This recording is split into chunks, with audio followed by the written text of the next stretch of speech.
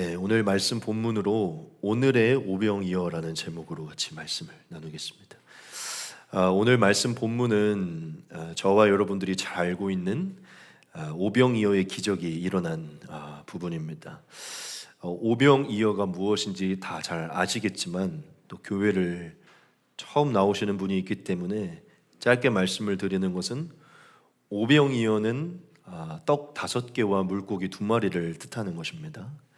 즉 예수님이 떡 5개와 물고기 2마리로 수천 명을 먹이신 그 사건이 우리가 읽은 본문입니다. 아마 오병이어의 기적 사건은 아마 교회를 안 다니시는 분들도 대부분 잘 아는 사건일 텐데요. 예수님이 사역하실 당시에 많은 권능이 나타나고 또 예수님에게서 나오는 그 지혜의 말씀이 뛰어나셨기 때문에 많은 사람들이 이제 예수님을 따라다녔죠. 그래서 예수님은 한 번에 많은 사람들에게 이 가르침을 주시려고 때마다 시마다 예수님은 좀 마을과 떨어져서 빈 들판, 넓은 들판에 가서 많은 사람들을 모아두시고 거기서 예수님은 설교를 많이 하셨습니다. 그래서 거의 대부분 많은 사람들이 빈 들로 나아가서 예수님의 말씀을 듣고 또 그것을 서로에게 전파하면서 그랬는데, 마을과 좀 떨어진 빈 들에서 오랫동안 이제 말씀을 듣다 보면 이제 해가 저물어지고 이제 식사할 때가 되는데 그 식사를 챙기지 못해서 배가 고파질 경우가 많이 있었습니다. 배가 많이 고파지고 이제 해가 저물면 이제 마을에 들어가서 이제 먹을 것을 사 먹던가 이제 집으로 돌아가서 이제 끼니를 챙겨야 되는데, 이제 빈 들은 마을과 거리가 조금 있고 또 예수님의 말씀을 듣던 많은 인원들이 거의 몇천 명 단위가 있었기 때문에 그들이 한 번에 마을에 들어가서 움직이는 것은 사실상 좀 어려운 부분이 많이 있었습니다.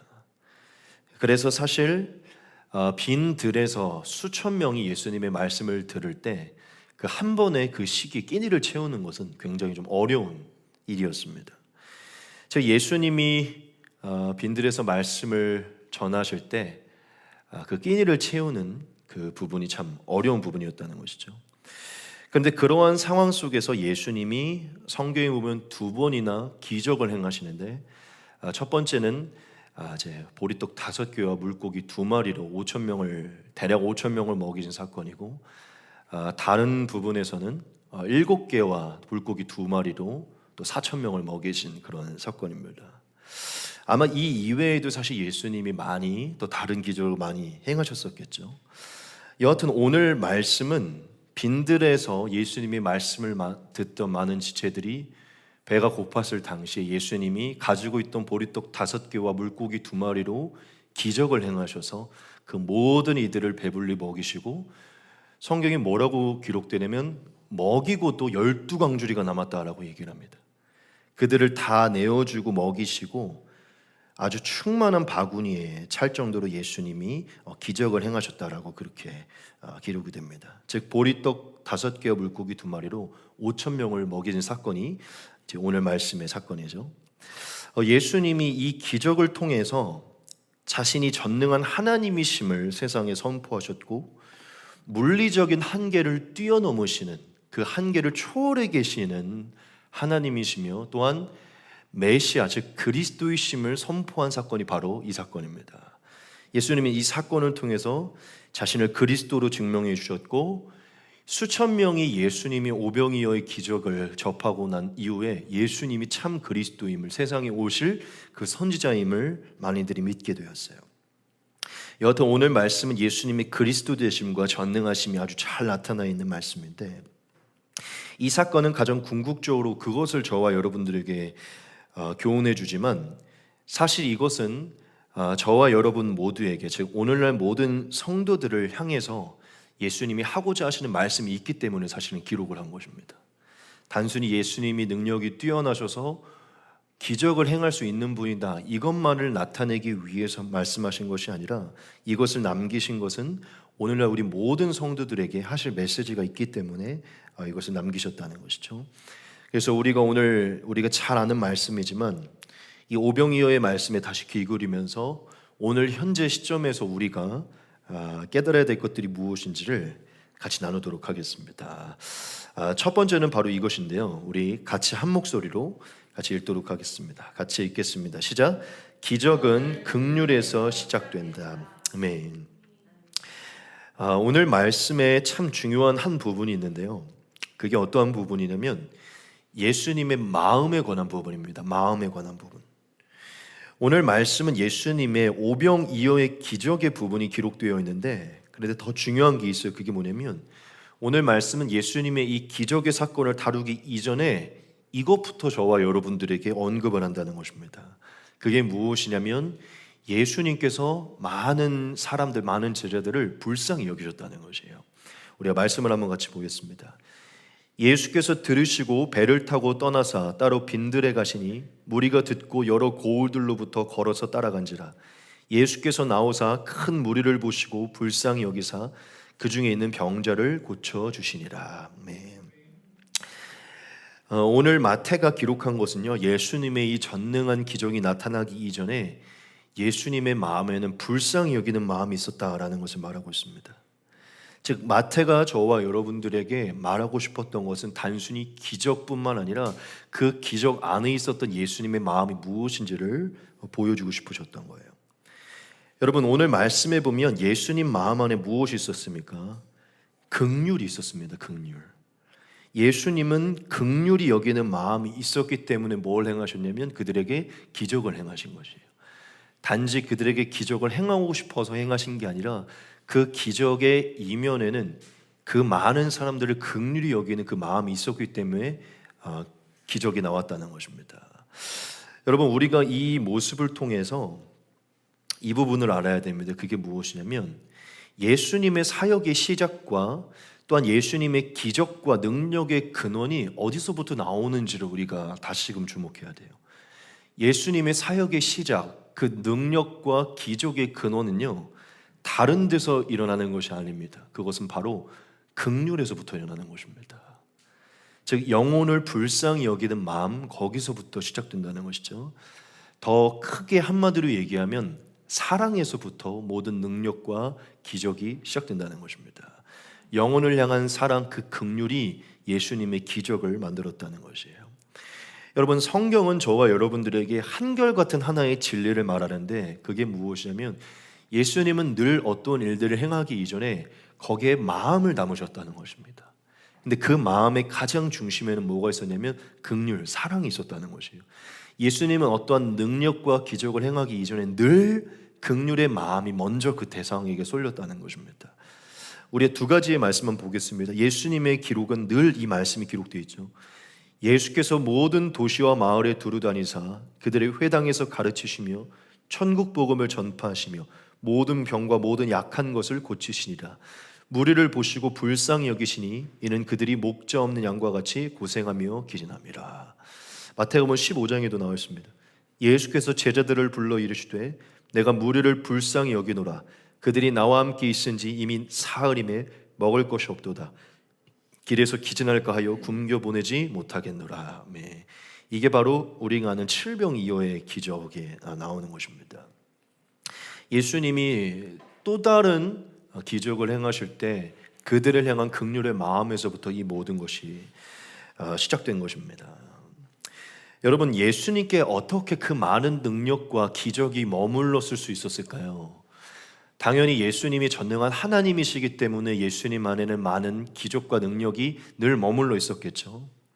그게 맞지만 사실은 성경은 왜 예수님 안에 능력이 머물렀는지를 얘기하는데 그거는 단순히 그분이 하나님이기 때문에 그렇다고 말하지 않습니다. 그 능력이 임하기 이전에 그분의 마음에 하나님을 닮은, 하나님이 기뻐하는 마음이 있었기 때문에 그분을 통해 능력이 나타났다라고 말을 하고 있습니다. 제 예수님은 능력보다 그 영혼을 향한 사랑과 긍휼의 마음을 먼저 가지고 있었고 그 마음에서 능력이 나왔다고 성경은 말하고 있다는 것이에요. 여러분, 우리가 이 말씀을 통해 오늘 오병이어를 행한 그 예수님의 기적을 감탄하기 이전에 예수님의 마음과 그분의 태도를 먼저 주목해야 됩니다. 여러분, 우리는 이 사건을 통해 하나님의 메시지를 들어야 돼요. 이 깨달음을 알아야 됩니다. 여러분, 진정한 능력과 기적은요, 하나님의 마음을 담고 하나님이 기뻐하는 마음을 갖고 있는 자 안에서 나타나는 것입니다. 하나님이 기뻐하는 마음을 가진 자가 살아가는 삶의 현장에서 그 마음이 나타날 때 기적이 나타난다는 것이죠. 그 대표는 바로 긍휼히 여기는 마음이고 사랑의 마음이라는 것입니다.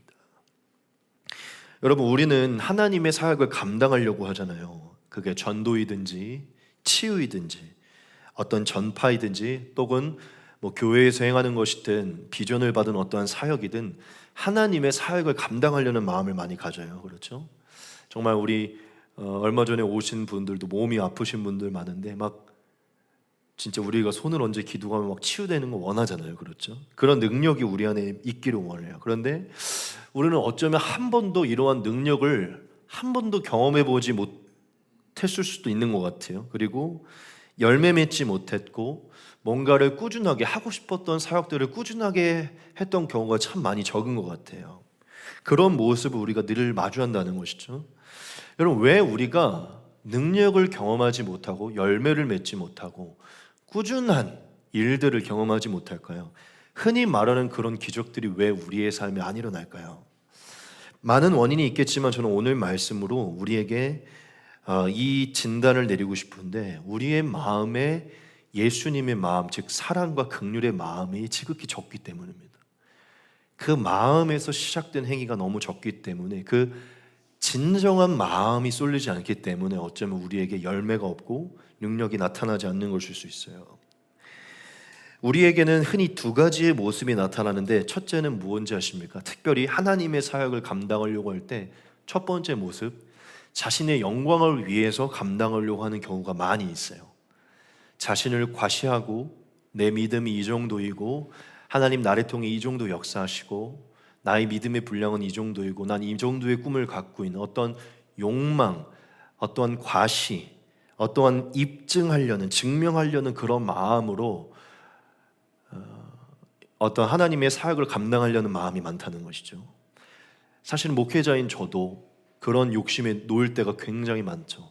지금 돌아보면 처음 신학교를 가고 주의 종이 되려는 마음을 가졌을 때는요, 뭘 입증하고 증명하려는 마음보다는 막 이 세상을 바라보면서 성령에 감동되어 이 소돔과 고모라에게 복음을 전하리라, 막 영혼을 향한 눈물을 쏟으며 한 영혼을 위해 이 복음을 전하려 막 그러면서 갔는데요, 어느새 뭔가 유명한 목사님들, 좋은 사역들, 이런 것들을 보다 보니까 이제 저도 나라는 사람을 입증하고 싶은 마음으로 사역을 이끌고 갈 때가 많이 있어요. 그럴 때마다 저는 공허해지고 죽어가고 제 삶에는 제 말씀에 능력이 안 나타나는 것이죠. 여하튼 우리가 무슨 사역을 하나님을 위해 뭔가를 하려고 할 때 능력이 안 나타나는 첫 번째 이유는 어쩌면 우리 안에 자신을 입증하고 과시하려는 마음으로 우리가 사역하고 있기 때문입니다. 두 번째는요, 마음이 없이 그냥 해야 되니까 하기 때문이에요. 그냥 교회에서 늘 성도들이 하는 모습이 이거니까 하기 때문에 능력이 나타나지 않는 것입니다. 목사님이 시키니까, 교회 성도들이 그렇게 하니까, 좀 잘 믿는 성도는 저렇게 하니까, 저 사람이 저렇게 하니까 뭔가 이렇게 하는 게 맞나 보다 싶어서 하다 보니까요, 꾸준히 나아가지 못하고 행하지 못하는 거예요. 사실 그 사역들을 감당하는 사람들을 보면 영혼을 향한 마음, 하나님을 향한 그 마음들이 뜨거워서 그걸 시작했는데요, 뭐 그걸 따라하는 게 나쁜 건 아니지만 마음이 없이 그냥 그걸 해야 되니까 하기 때문에 우리에겐 전도이든 어떤 것이든 꾸준함과 열매가 존재하지 않는 것입니다. 여러분들 어떠신가요?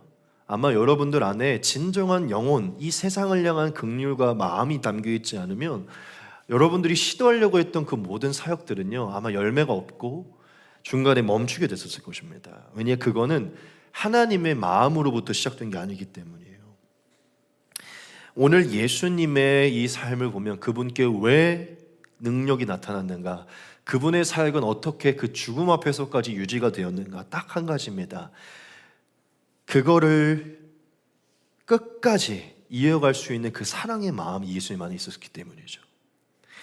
여러분, 우리가 이 오병이어의 기적의 놀라움을 묵상하기 이전에 예수님의 마음을 먼저 묵상하기 소망합니다. 예수님께 기적이 나타난 건 그분 안에 사랑이 있었기 때문이에요. 여러분, 능력과 기적과 사역의 자리를 기도하기 이전에 그 사역을 왜 감당해야 되는지, 그 자리가 주어지지 않더라도 그 영혼을 향한, 이 세상을 향한 견딜 수 없는 그 하나님의 마음이 부어지기를 기도하시기 바랍니다. 마음을 먼저 달라고 기도하십시오.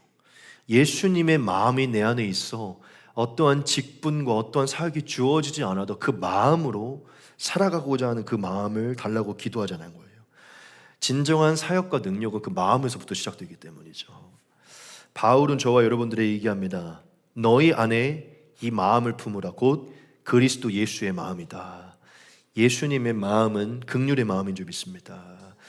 여러분, 어떠한 것을 감당하기 원하신다면 마음을 점검하십시오. 왜 그것을 해야 하는가? 왜 이것을 하고 있는가? 여러분들의 마음이 준비되지 않으면 어떠한 열매도 나타나지 않는 것입니다. 두 번째입니다. 우리 같이 한번 읽도록 하겠습니다. 시작. 자신의 한계가 아닌 예수님의 전능함을 바라보라. 아멘. 여러분, 예수님이 말씀을 가르치실 때 수많은 사람들이 그곳에 있었는데 그 수가 성경에 기록되기로 5,000명이라고 기록되어 있지만 분명하게 기록된 건 여자와 어린 아이들이 제외됐다고 얘기를 하죠. 그럼 만약 여성분들과 어린 아이들이 함께 있었다면 거의 좀 크게 봤을 때 대략 한 1만 명 정도가 예수님을 따라다녔다고 볼 수 있죠. 그렇죠? 여러분, 너무 많은 인파가 한 번에 몰려있고 많은 인파가 한 번에 배고파했을 때 제자들의 마음이 어땠을까요? 그렇죠. 제자들의 마음은 딱 하나죠. 빠르게 줄을 세워서 보내든 순차적으로 보내든 빨리 집으로, 마을로 보내서 이들의 배고픔을 채우게 해야겠다. 이게 이제 제자들의 생각이었었죠. 그래서 제자들이 지혜롭다고 생각을 해서 본인들이 빠르게 판단했다고 생각을 해서 예수님께 갑니다. 그래서 예수님께 가서 먼저 얘기를 해요. 예수님, 빨리 보내야 됩니다. 해가 지고 지금 보내지 않으면 늦습니다. 먼저 얘기를 해요. 근데 예수님이 그 얘기를 들었을 때 사실 틀리지 않은 얘기입니다. 그렇죠? 그런데 예수님이 그들에게 뭐라고 얘기를 하냐면 보내지 말라고 얘기를 합니다. 갈 것 없다라고 얘기를 해요. 그러면서 뭐라고 얘기를 하냐면 도리어 그 제자들에게 얘기를 하시는데 너희가 먹을 것을 줘라 이렇게 얘기를 하십니다. 우리가 말씀을 같이 보겠습니다. 저녁이 되매 제자들이 나와 이르되 이곳은 빈들이요 때도 이미 저물었으니 무리를 보내어 마을에 들어가 먹을 것을 사 먹게 하소서. 예수께서 이르시되 갈 것 없다 너희가 먹을 것을 주라. 아멘. 예수님이 제자들이 먹을 것을 주라라고 의미심장한 얘기를 하세요. 근데 제자들이 느낄 때는 터무니없는 얘기였죠. 어리석은 얘기였어요. 왜냐하면 지금 제자들 손에 있었던 것은 성경에 나오기로 보리떡 5개와 물고기 2마리만 그들에게 있었기 때문이죠. 그래서 예수님의 말씀이 떨어졌음에도 불구하고 제자들이 순종하지 않고 예수님께 반문을 합니다. 이것밖에 없다는 것이죠. 제자들이 이르되 여기 우리에게 있는 것은 떡 5개와 물고기 2마리뿐이니이다. 즉 가능치 않다는 것을 말한 것이죠. 그런데 예수님은 개의치 않으시고 다시 한번 말씀을 하십니다. 이르시되 그것을 내게 가져오라 하시고. 제자들은 이해가 되지 않았지만 예수님은 그들에게 그것을 가져오라고 얘기를 했어요. 그래서 제자들은 가지고 있던 전부인 보리떡 5개와 물고기 2마리를 예수님께 가져갔습니다. 근데 어떤 일이 벌어졌죠? 그때 기적이 일어났고 이 오병이어를 통하여 1만 명 가까이의 모든 사람들이 먹고 배부르게 남는 역사가 이루어졌습니다. 즉 이 오병이어가 기적의 도구가 된 것이죠. 여러분, 예수님이 자신의 메시아됨을 증명하기 위해 이 말씀을, 이 생애를 보이셨지만 이 말씀을 저와 여러분 2000년이 지난 우리에게 남기신 그 핵심적인 이유가 있습니다. 그게 무엇이냐면 우리에게 이 말씀을 통해서 예수님의 시선과 우리의 시선의 차이를 묵상하게 하기 위함이에요. 예수님의 시선과 우리의 시선이 얼마나 다른지, 그 사고방식 자체가 얼마나 다른지를 보여주기 위함입니다. 또한 그것을 통해 예수님이 우리에게 돌이키기 원하는 것이 무엇인지를 보여주기 위함이에요. 여러분, 오늘 예수님과 제자들의 모습에서 나타나는 이 시선의 차이는요, 오늘날 하나님과 즉 예수님과 우리의 시선의 차이를 나타내는 것입니다. 왜냐하면 이 제자들의 모습은 딱 우리의 모습과 같기 때문이죠. 오늘 모습에서는 시선과 말의 차이가 분명하게 등장해요. 예수님의 시선과 우리의 시선, 예수님의 말과 우리의 말이 분명하게 차이가 등장한다는 것이죠. 여러분, 예수님은 지금 눈앞에 한 대략 1만 명 정도가 되는 사람들이 앉아 있다는 걸 알고 계십니다. 그리고 무슨 생각을 하셨냐면 그들을 먹이려는 계획을 세우신 거예요. 예수님의 생각 속에 그들을 먹이려는 계획을 세우신 것입니다. 그런데 여기서 중요한 게 무엇이냐면 그냥 계획을 세우신 게 아니라 예수님은 제자들을 통해서 그들을 먹일 계획을 세우신 거예요. 사실 예수님은 제자들이 없어도 그 오병이어가 없어도 혼자 하실 수 있습니다. 그렇죠? 예수님은 모든 것을 혼자 하실 수 있는데 예수님은 계획을 세우셨어요. 그게 뭐냐면 제자들과 그들이 가지고 있는 것을 통해서 내가 이들을 먹이리라는 생각을 가지셨다는 것이죠. 그리고 예수님은 스스로가 전능한 하나님이심을 알고 계셨기 때문에 어떠한 것이든 하나님의 뜻에 합당하다면 어떤 것이 주어지든 하나님의 뜻을 이룰 수 있고 하나님의 영광을 나타낼 수 있음을 무엇이든지 행할 수 있음을 예수님은 스스로가 알고 계셨어요. 즉 예수님은 스스로가 전능한 하나님이심을 알고 계시고 거기에 시선을 두셨기 때문에 예수님은 그들에게 말씀하실 수 있었다는 것이죠. 예수님이 그들에게 뭘 말씀했죠? 분명히 이렇게 말씀했습니다. 너희가 먹을 것을 주라 라고 이렇게 말씀하셨어요. 너희가 먹을 것을 줘라. 즉 너희가 가지고 있는 그것으로 먹을 것을 줘라라고 말했죠. 이것은 예수님이 뭘 말씀한 거냐면 내가 너희를 통해서 먹을 것이다 라는 것을 말씀한 거예요. 너희가 먹을 것을 주라라고 하신 것은 내가 너희를 통해 너희가 가진 것을 통해 먹일 것이다 라고 말씀한 것입니다. 그리고 예수님이 그 이후에 말씀한 게 무엇이죠? 그것을 내게 가지고 와라 이렇게 얘기하십니다. 이것은 한마디로 이것이죠. 내가 너희를 통해 너희가 가진 것을 통해 먹일 것인데 먼저 내게 가지고 와 내 손에 들려주면 내 능력으로 너희에게 나타나게 하여 너희의 손을 통해 먹일 것이다 이렇게 말씀한 것이죠. 근데 예수님이 먼저 강조하신 건 무엇이냐면 그것을 먼저 예수님께로 가지고 오라고 말한 것입니다. 왜냐? 그들이 가진 것을 통해서 기적을 행하실 수 있는 분은 오직 그들 자신이 아니라 예수님이시기 때문이죠. 기적은 예수님께만 있기 때문에 예수님께로 그것을 가지고 오라라고 말씀한 것입니다. 즉 예수님은 이 말씀을 통해서 예수님은 예수님의 시선이 불가능한 보리떡 5개와 물고기에 있는 게 아니라 그것을 가능케 한 예수님 자신에게 시선이 있음을 보여주신 것입니다. 예수님의 시선과 믿음이 스스로에게 예수님께 있었음을 보여주신 것이죠. 어떠한 것이든 어떠한 모습이든 상관없이 그분의 뜻이 맞으시다면 합당하시다면 행할 수 있는 그 예수님 자신에게 예수님이 시선을 둔 것입니다. 그리고 또한 그들에게 그것을 예수님께로 가지고 오라고 한 것은 거기에 시선을 두지 말고 예수님께 시선을 두라라고 예수님이 말씀한 것이죠. 그런데 예수님이 그것을 예수님께로 가지고 오라고 했을 때 제자들의 시선이 어디 있었습니까? 그들은 여전히 보리떡과 물고기에 그들의 시선이 있었던 것이에요. 즉 그 모든 것을 초월해서 역사할 수 있는 예수님께 시선을 두는 게 아니라 예수님 앞에 있지만 그들은 여전히 보리떡 5개와 물고기 2마리에 그들의 시선을 두었다는 것입니다. 즉 아무것도 아닌 이 대화 같지만 여기에는 예수님의 시선과 인간의 시선, 제자들의 시선이 기록되어 있는 것이에요. 그 차이가 있다는 것입니다. 예수님은 하나님의 전능하심의 시선이 있고 제자들은 자신의 한계의 시선이 있는 것입니다. 예수님은 제자들을 향한 그 보리떡 5개와 물고기 2마리를 통해 행하실 하나님의 계획과 전능함의 시선을 뒀지만 제자들은 자신의 한계와 불가능의 시선을 두었기 때문에 그들은 예수님이 가지고 오라는 거기에 믿음을 두지 못했던 것입니다. 제가 아까 여러분들에게 무슨 말씀을 드렸죠? 이 제자들의 모습은 우리의 모습이라는 말씀을 드렸습니다.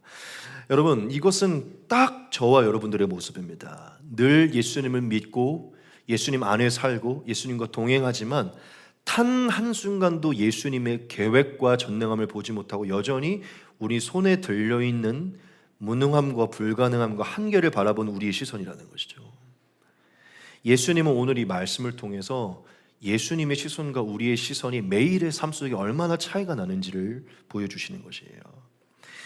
여러분, 예수님이 이 말씀을 저와 여러분들에게 남긴 것은 그 이유는 너무나 분명합니다. 저와 여러분들이 매일의 삶 속에 예수님과 같은 시선을 가지고 살아가야 된다는 것이에요. 예수님과 같은 시선을 가지고 살아갈 때 예수님께서 나타나시는 그 오병이어의 기적이 우리의 삶에 나타난다는 것입니다. 예수님은 저와 여러분들에게 보리떡 5개와 물고기 2마리의 시선을 두지 말고 하나님의 뜻에 합당하다면 무엇이든지 행하실 수 있는 그 하나님의 전능하심의 시선을 두라라고 저와 여러분들에게 요청하는 것입니다. 사실 예수님이 너희가 먹을 것을 주라, 너희의 것을 가지고 오라라고 그 말하신 대상은요, 오늘날 우리인 것이에요. 우리에게 주라라고 하신 것이고 가져오라라고 하신 것입니다. 저는 오늘 이것을 좀 한마디로 이렇게 좀 정의를 하고 싶은데, 여러분, 이 보리떡 5개와 물고기 2마리는요 하나님의 일을 감당하기 위해 우리가 드린 어떠한 달란트나 능력을 뜻하고 도구를 뜻하는 것처럼 보이긴 하지만, 사실 이것은 근원적으로 봤을 때 보리떡 5개, 물고기 2마리는 우리의 인생을 말하는 것입니다. 인생. 무엇이죠? 정말 보잘것없고 무능해 보이고 불가능해 보여서 아무것도 할 수 없을 것 같은, 정말 이 1만 명, 이 세상 앞에서, 이 거대한 세상 앞에서 어떠한 영향력도 끼칠 수 없을 것처럼 보이는 보리떡 5개와 물고기 2마리처럼 보이는 우리의 인생 자체, 그렇죠? 사실 우리의 인생 자체를 의미하는 것이에요. 즉 예수님은 불가능해 보이고 무능해 보이고 어떠한 일도 감당해 보일 수 없는 것처럼 보이는 우리의 인생의 시선을 두지 말고, 우리 자신의 한계의 시선을 두지 말고 하나님께, 모든 하나님의 뜻을 단번에 성취할 수 있는 하나님께 시선을 두라는 것을 우리에게 말씀하고 있는 것입니다. 단순히 우리의 달란트와 도구와 능력을 뜻하는 게 아니라 우리의 인생 자체를 말씀하시는 것이에요. 우리의 인생 자체를 하나님의 시선으로 바라보며 하나님께 뜻을 둘 때 하나님께서 역사하실 수 있다는 것을 말씀하는 것입니다. 예수님은 저와 여러분들이 가능성 없는 자신이 아니라 가능하게 하시는 하나님께 시선을 두라고 이 말씀을 나타낸 것이에요. 제가 흥미로운 얘기를 하나 여러분들에게 드리겠습니다. 여러분, 하나님의 일이 지금도 지속이 되고 있어요. 어쩌면 지금 여기서 제가 설교를 하는 것도 하나님의 일이고, 열방에 우리가 알지 못하는 많은 하나님의 일들이 지금도 진행이 되고 있습니다. 그렇죠? 근데 여러분, 하나님의 일은요, 그 어떠한 것도 사람으로부터 시작된 것은 아무것도 없습니다. 모든 하나님의 사역은요, 다 하나님의 능력으로 이루어집니다. 믿으십니까? 여러분, 그 어떠한 것도 하나님의 일을 감당하기 합당한 게 없기 때문이에요. 제가 흥미로운 얘기를 드린다고 했죠. 그 어떠한 사람도 거룩한 하나님의 일에 합당한 사람은 없습니다. 하물며 심지어 그 거룩하고 인정받는 바울도요, 하나님의 일에는 합당한 사람이 아닙니다. 여러분, 이 세상에 일어나는 모든 하나님의 일은요, 다 하나님의 능력으로 이루어지는 것입니다. 모두가 다 죄인이고 불가능하며 한계를 갖고 있기 때문이에요. 모두가 다 죄인으로 하나님께 쓰이는 것입니다. 저는 이렇게 표현하고 싶어요. 이 땅 위에 존재하는 모든 인류는요, 딱 보리떡 5개와 물고기 2마리 같습니다. 딱 보리떡 5개와 물고기 2마리 같다는 거예요. 조금 외모가 뛰어나서 보리떡이 7개가 될 수 있고, 조금 더 능력이 있어서 보리떡 10개가 될 수는 있지만, 하나님 보시기에는 다 보리떡이고 물고기인 거지. 다 죄인이며 다 불온전하고 다 불가능하고 다 한계가 있습니다. 믿으십니까? 여러분, 지금 온 세상에 하나님의 일이 이루어지고 있는데, 그 모든 하나님의 일은요, 다 보리떡과 물고기로 이루어진 것이에요. 다 죄인들을 통해서 일어난 것이라는 것이죠. 의로워지고 합당해지고 거룩해져서 쓰임받는 사람은 아무도 없습니다. 죄인이, 부족하고 쓸모없고 불가능하고 무능한 죄인이 하나님의 손에 들려줘서 쓰임받는 것뿐이에요. 그 부족한 능력을 하나님이 의롭다 하시고 채우셔서 하나님이 사용한 것뿐입니다. 하나님은 결국 온 세상에 보리떡 5개와 물고기 2마리와 같은 사람들을 사용하셔서 하나님의 능력으로 당신의 뜻을 이루신 것이에요. 왜 그럼 하나님이 그들을 사용하셨을까요? 보리떡 5개, 물고기 2마리 같은 죄인들을 왜 사용하셨을까요? 예수님은 그들의 믿음을 보았기 때문입니다. 자신에게 믿음을 두지 않고 자신의 시선의 한계를 두지 않고 이곳을 의롭게 하시며 약할 때 강함 되셔서 채우셔서 당신의 능력을 행하실 수 있는 그 하나님의 전능하심과 의로우심에 그들의 믿음을 두었기 때문이에요. 거기에 믿음을 가지고 죄인이지만 보리떡 5개, 물고기 2마리지만 자신의 인생을 하나님께 드려 쓰임받기를 원한 그 믿음이 하나님이 그들을 사용하게 한 것입니다. 그들로부터 시작된 것은 아무것도 없어요. 결국 그들이 하나님 손에 들려졌을 때 하나님은 그 연약한 죄인을 하나님의 능력으로 사용한 것뿐입니다. 여러분, 나중에 천국에 갔을 때 그 어떠한 사람도 내가 잘 준비되어서 내가 완전해져서 거룩해져서 하나님께 쓰임받았습니다, 내가 이만큼 했습니다라고 말할 수 있는 사람 아무도 없을 거예요. 아마 천국에 들어간 모든 사람들은 이렇게 얘기할 겁니다. 나는 여전히 부족했고 죽을 때까지 부족했고 여전히 죄인이었지만 하나님의 성령의 은혜와 주님의 은혜가 저를 사용한 것입니다. 주님의 은혜가 5,000명, 1만 명을 먹이신 것입니다. 그들이 믿은 것은 자신의 한계가 아니라 하나님의 전능함입니다. 믿으십니까? 여러분, 제가 흥미롭다고 했잖아요. 여러분들이 죄인이어서 부족해서 못 쓰임 받는 게 아닙니다. 다 보리떡이라니까요. 우리가 못 믿어서 못 쓰임 받는 것입니다. 우리는 너무 자주 우리 자신에게 우리의 불가능과 우리의 현실의 시선을 두는 경향이 많아요. 교회를 오래 다니고 능력을 경험함에도 불구하고 예수님을 눈앞에 두고도 함께하고도 자신에게 시선을 두는 경향이 많다는 것이죠. 예수님은 저와 여러분들에게 너희가 먹을 것을 줘라, 그것을 내게 가져오라 라고 이렇게 말씀을 하시는데 우리는 여전히 내 자신에게 시선을 둘 때가 많다는 것이죠. 예수님이 그것을 내게 가져오라라고 말한 것은요, 사실 반대로 얘기하면 이렇게 물어본 것 같아요. 너희는 지금 누구 앞에 있느냐? 누구를 믿고 있느냐? 누구와 함께 하느냐? 이것을 묻는 것입니다. 너희가 먹을 것을 줘라 라고 한 것은 너희가 지금 나를 믿고 있느냐라고 묻는 것 같아요. 너희가 나를 믿는다면 그것을 내게 가져와라 라고 말한다는 것이죠.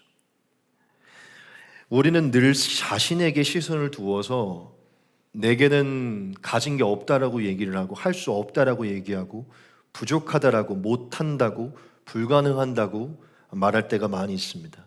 하지만 예수님은 저와 여러분들을 보시고 할 수 있다라고 말씀하시고 가능하다고 말하시고 예수님 안에서 불가능은 없다라고 얘기를 하십니다. 즉 저와 여러분들에게는 하나님, 우리의 불가능을 넘어서서 가능케 하신 하나님께 시선을 두는 것보다 스스로의 불가능한 것을 바라보며 그것을 외치는 말이 훨씬 더 많다는 것이죠. 여러분, 우리가 자신에게 시선을 두면요 절대로 꿈을 꿀 수가 없습니다. 제가 장담하는데요, 하나님이 계시지 않으면 우리는 어떤 꿈도 꿀 수가 없어요. 왠지 아십니까? 우리는 죽을 때까지 계속해서 보리떡과 물고기일 것이기 때문이에요. 죽을 때까지 우리의 죄는 사라지지 않을 것이고 우리의 연약함은 매일 발견될 것입니다. 그 연약함 때문에 우리가 하나님을 묵상하지 못한다면 우리 죽을 때까지 도전할 수 있는 것도 꿈꿀 수 있는 것도 없어요. 우리가 도전하고 꿈꿀 수 있는, 기적을 바랄 수 있는 이유는 딱 한 가지입니다. 예수님이 우리를 용납하셨고 우리를 받아주셨으며 그 넘어서 우리의 부족함 하나님의 능력으로 채우셔서 역사하신다는 그 확실한 믿음 한 가지예요. 그 믿음이 우리에게 주어질 때, 그 시선이 우리에게 있을 때 우리는 꿈꿀 수 있고 도전할 수 있는 것입니다. 여러분들이 존경하는 어떠한 목사님이든 어떠한 사역자이든 어떠한 분에게 찾아가서 물어보십시오.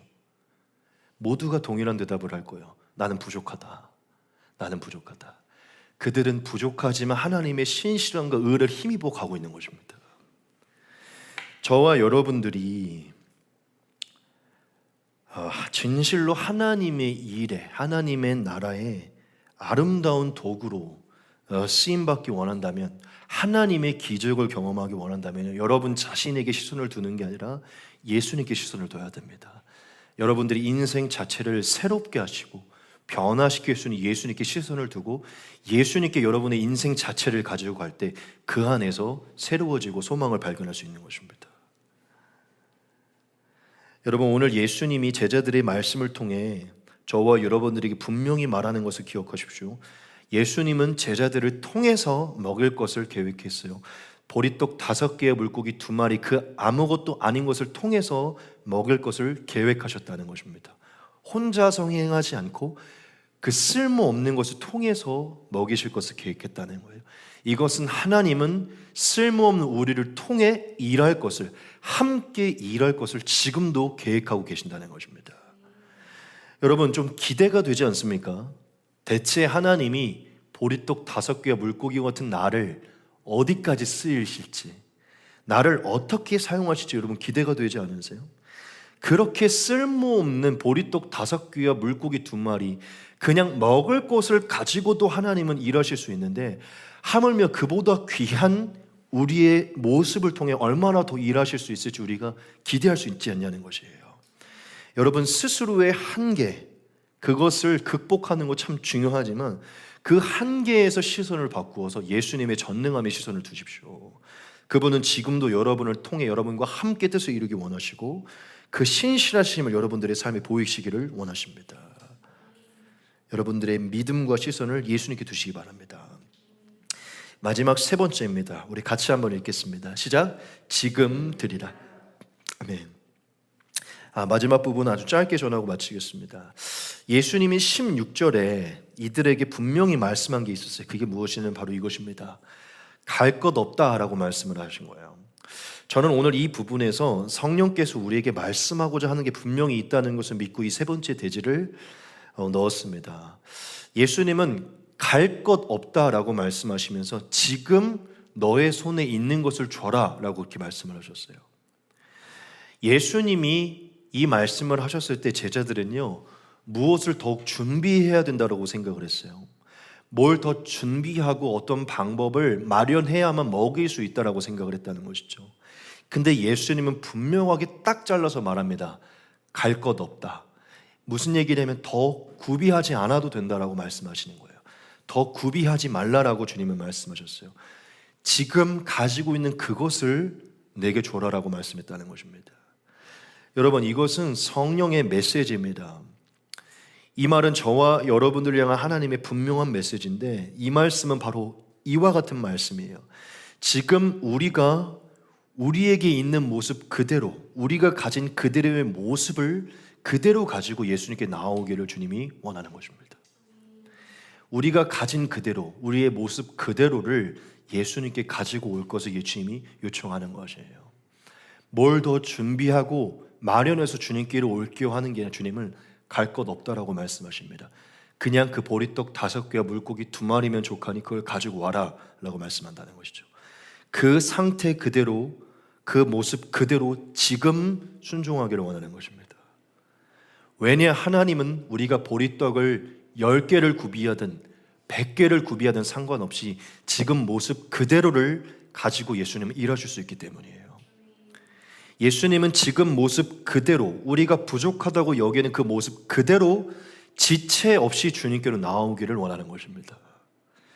예수님은 분명하게 제자들에게 더 구비하고 준비하지 말고 지금 모습 그대로, 지금 바구니 안에는 그걸 가지고 주님께로 나오라고 말씀하셨어요. 여러분, 우리가 예수님과 함께 살아가며 하나님의 일들을 감당하려고 할 때 세상의 관점으로 생각하며 여전히 살아갈 때가 많아요. 여러분, 세상은요, 준비되지 않고 구비되지 않고 자격 요건이 준비되지 않으면 절대 쓰임받을 수 없습니다. 더 준비하고 구비해야 무언가를 이룰 수 있어요. 그렇기 때문에 우리는 하나님도 그러한 관점으로 생각을 합니다. 내가 더 준비해야만, 더 구비해야만 하나님이 일하실 수 있다는 생각을 가져요. 지금 내 모습은 너무 부족하고 너무 어리석어서 지금 모습으로는 하나님이 도무지 일하실 수 없다. 나는 더 회개해야 하고 더 깨끗해져야 되고 더 아름다워져야 되고 더 준비해야 되고 기도해야 되고 갖춰줘야 돼라는 생각으로 하나님을 생각할 때가 많아요. 그러기 이전에 하나님은 나를 바라보지 않으실 것이고 나에게 손도 대지 않으실 것이다. 난 하나님의 도구로 자격이 없을 것이다. 이렇게 생각하며 모습 그대로를 하나님께로 드리기를 주저한다는 것이죠. 하지만 여러분, 오늘 말씀에서 예수님이 저와 여러분들에게 하는 것은 완전히 다른 모습입니다. 지금 모습 그대로 가진 그대로를 예수님께 드리기를 원하는 것이에요. 그것을 예수님께로 가지고 갈 때 예수님 그 부족한 모든 것을 하나님의 능력으로 채우기를 원하는 것입니다. 우리는 너무나 많은 세상적인 관점으로 지금 즉시 순종을 요구하는 그 하나님의 순종의 요구에 지체할 때가 많아요. 근데 결국 어떤 모습이 발생하는 줄 압니까? 결국 실행하지 못합니다. 결국 실행하지 못한다는 거예요. 더 준비하고 더 구비해서 하나님께 들어야지. 하지만 우리는요 결국 실행하지 못해요. 왠지 아십니까? 더 준비하고 더 구비하지 못하기 때문이에요. 늘 부족하고 매일 연약함을 매일 발견하기 때문입니다. 우리가 하나님을 세상의 관점으로 이해하고 하나님의 능력을 축소시켰기 때문에 우리는 하나님께 가지고 가지 못하는 것입니다. 강조하고 싶은 부분이 하나님을 사랑하는 마음과 더 쓰임받고자 하는 마음으로 준비하고 구비하고 스스로를 가꾸고자 하는 마음은 너무나 소중하죠. 그렇죠? 하나님 그러한 자를 기뻐하시고 또한 그러한 자를 사용하실 거라고 믿습니다. 그런데 그 마음을 가질 때 반드시 우리는 한 가지의 마음을 가져야 돼요. 우리가 아무리 준비한다고 하더라도 준비가 돼서 쓰임받는 건 아니라는 것이에요. 우리는 영원토록 준비되지 못한다는 것입니다. 만약 준비되어만 쓰임받는다면요 이 세상에 그 어떠한 자도 쓰임받지 못합니다. 하나님이 완벽한 기준에서 그 어떠한 자도 완벽한 의를 이룰 수 없기 때문이에요. 우리가 아무리 준비를 해봤자 여전히 떡과 물고기이고 그 개수만 달라질 뿐인 것입니다. 여러분, 혹 지금 저와 여러분들의 내면 속에 하나님을 위해 어떤 일들을 감당하고 하나님의 꿈은 꾸고 싶지만 내가 조금 더 기도하고 난 뒤에, 내가 조금 더 거룩해지고 난 뒤에, 뭔가를 준비하고 난 뒤에 하나님께 날 드리고 쓰임받아야지라고 생각하는 분이 있다면 오늘 예수님의 말씀을 꼭 기억하십시오. 갈 것 없다. 지금 그것을 내게 줘라. 지금 여러분들의 달란트 그대로, 재능 그대로, 지식 그대로, 경험 그대로, 모습 그대로, 불가능함과 불온전함 그대로 예수님께 가지고 가십시오. 그러면 예수님이 그 이상의 것들을 채우시고 그 이상의 결과를 보여주실 것입니다. 저와 여러분들의 능력의 결과가 달리지 않고 하나님의 신실하심과 능력의 결과가 달린 것입니다. 그리고 저는 확신합니다. 지금 모습 그대로 예수님께 드린 자는요 예수님께 쓰임받고 쓰임받으며 쓰임받을수록 더 스스로를 구비하게 될 것이에요. 쓰임받으며 스스로를 더 단장하게 될 것이라는 것입니다. 자신의 부족함에도 불구하고 사용하신 하나님의 그 경이로움을 발견하면 발견할수록 더 거룩해지고 구별된다는 것이죠. 여러분, 예수님이 저와 여러분들에게 하시는 말씀을 기억하십시오. 갈 것 없습니다. 더 뭘 준비하려고 하지 마십시오. 지금 여러분들이 할 수 있는 그것을 하십시오. 지금 여러분들이 할 수 있는 그것을 하시라는 것이에요. 주님은 그것을 충분히 사용하실 수 있기 때문입니다. 그것을 통해서 충분히 세계를 충만케 하실 수 있기 때문이에요. 여러분, 보리떡 5개 물고기 2마리가요 1만 명을 먹였습니다. 세상을 충만케 하시는 상징적인 숫자는 12광주가 되었어요. 이건 계시입니다.